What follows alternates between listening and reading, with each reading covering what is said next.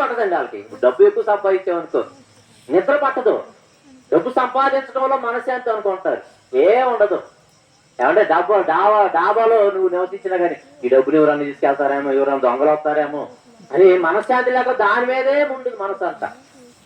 అది దాని గురించి ఆలోచించి నిద్ర కరువు అయిపోయింది, రోగాలు వస్తాయి. నిద్ర రాదండి అసలుకి. శాశ్వతంగా మనం ప్రశాంతంగా నిద్రే మనకు ఆరోగ్యం. పక్కన గుడిసెలో ఏమో గురగబెట్టి నిద్రపోతూ ఉంటాడు బ్రహ్మాండంగా, అంటే గురగబెట్టి నిద్రపోతా ఉంటాడు. అప్పుడు పైనుండి డాబా మీద చూస్తాడు, నాకన్నా వాడిపోయిన ఆడే బెటర్, కమ్మగా ప్రశాంతంగా గురగబెట్టి నిద్రపోతున్నాడు. అంటే డబ్బు సంపాదించడంలో మనశ్శాంతి ఉంది అనుకుంటారు, అందులో కూడా లేదండి. ప్రసంగి గ్రంథము, అందుకే ఆయన ప్రసంగి గారు వ్యర్థము సమస్తం వ్యర్థం 5:10. ప్రసంగి గ్రంథం 5:10. అంటే ధనములో మనశ్శాంతి ఉంది అనుకుంటున్నారు, అందులో కూడా మనశ్శాంతి లేదండి. ద్రవ్యమును అపేక్షించువాడు ఆ ద్రవ్యము చేత తృప్తి నొందడు. ద్రవ్యము చేత నువ్వు తృప్తి నొందలేవు. ఆ ద్రవ్యము చేత నువ్వు తృప్తి ఉండదు నీకు. తినే కాలంలో తినవు. ఏమంటే తినే కాలంలో నోరు కట్టుకుంటామండి. మేము కూడా పిల్లల కోసం సంపాదించాలని నోరు కట్టుకుంటూ ఉంటాం. కొంతకాలం వచ్చింది 50 దాటి 40 దాటి 50 వచ్చింది. 50 వచ్చిన తర్వాత తిన్నావంటే తినలేవు. నువ్వు షుగర్ తినలేవు. నీకు షుగర్ అటాక్ అయిందంటే నువ్వు షుగర్ తినలేవు. నువ్వు ఉప్పు తినలేవు. నాలుగు రుచికరంగా నువ్వు తినలేవు. బీపీ అటాక్ అయిందంటే నువ్వు ఉప్పు మానేయాల. ఎందుకండి? ఎందుకు సంపాదించి మనం ప్రశాంతంగా తినలేము అనమాట. నిద్ర పట్టదు. ద్రవ్యమును అపేక్షించువాడు దాని వలన తృప్తి నొందడు. తృప్తి లేదు, డబ్బులో కూడా తృప్తి లేదు. మరి ఎందులో తృప్తి ఉన్నదంటే రోమీయులకు రాసిన పత్రిక 3:17 ముందు నీతిమంతుడు లేడు, ఒక్కడు లేడు. ఆ మాట చదివి తర్వాత 17కి వెళ్దాం. రోమీయులకు రాసిన పత్రిక దేవుణ్ణి వెతుకువారు ఎవరునూ లేరు. 3 రోమీయులకు రాసిన పత్రిక 3:11 నీతిమంతుడు లేడు, ఒక్కడునూ లేడు. గ్రహించువాడు ఎవడునూ లేడు, దేవుణ్ణి వెతుకువాడు ఎవడునూ లేడు. అందరూ త్రోవ తప్పి నిర్హేతముగా పనికి మాలిన వారై. అంటే ఎవరు నీతిమంతులు లేరు, అంటే దేవుణ్ణి వెతికేవారు లేరు. మనశ్శాంతి ఎక్కడ దొరుకుతుందో వెతికేవారు లేరు. ఏమండి? 17 వచ్చిన చదవండి ఇప్పుడు. అంటే నీతిమంతులు లేరు. శాంతి మార్గము వారు ఎరగరు. శాంతి మార్గము వారు ఎరగరు.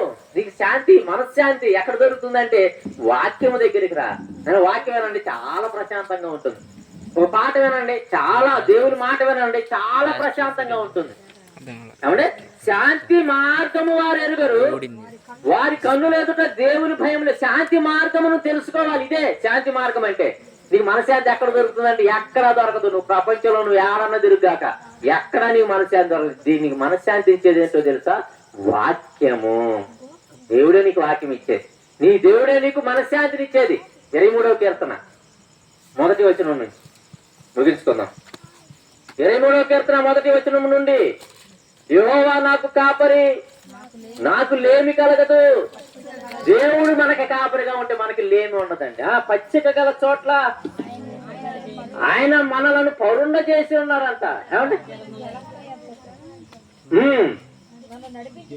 నన్ను శాంతికరమైన జలముల యొద్దకు నన్ను నడిపించుతున్నాడు. శాంతికరమైన జలములు, నీరు.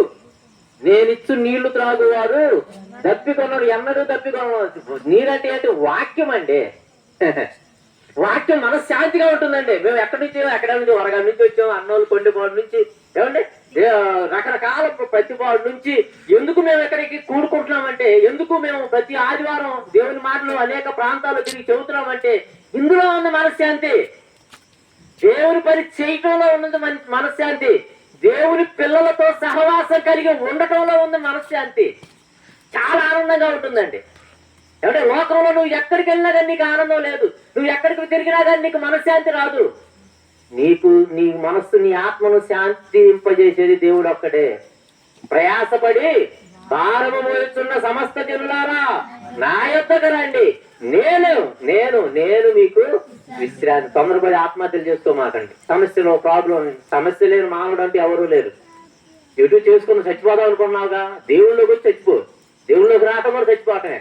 బాప్తిసం తీసుకోవటం అంటే ఏంటి? చచ్చిపోవటమే. చచ్చిపోవటమేనండి. దేవుళ్ళలోనికి వచ్చి ఆ జీవితం ఇక్కడ నా దేవుడికి ఇద్దాం అనుకోండి, నీ చింత యావత్తు నా మీదే అంటున్నాడు. ఏ సమస్య ఉన్నా కానీ దేవుడు నిన్ను పట్టుకుంటాడు, నిన్ను వాడుకుంటాడు. నీ యొక్క ప్రతి సమస్యను ఆయన తీరుస్తాడు. ఆయన కోసం నువ్వు నమ్మకంగా బ్రతికితే. మనశ్శాంతి ఎక్కడ దొరుకుతుంది మనిషికి? ఎక్కడ లోకంలో నువ్వు ఎక్కడ వెతికినా కానీ మనశ్శాంతి దొరకదు. దేవుడిలోనే మనకు, వాక్యంలోనే మనకు మనశ్శాంతి దొరుకుతుందండి. దేవుని మాటలు వినండి, దేవుని పాటలు పాడండి, వాక్యంలో మీ అందరూ ఉంటూ మనశ్శాంతి కలిగి దేవుని పనిలో ఉన్నారని ప్రేమపూర్వకంగా తెలియజేస్తున్న మాటలు ముగిస్తున్నాను. మీ అందరికీ వందనాలు.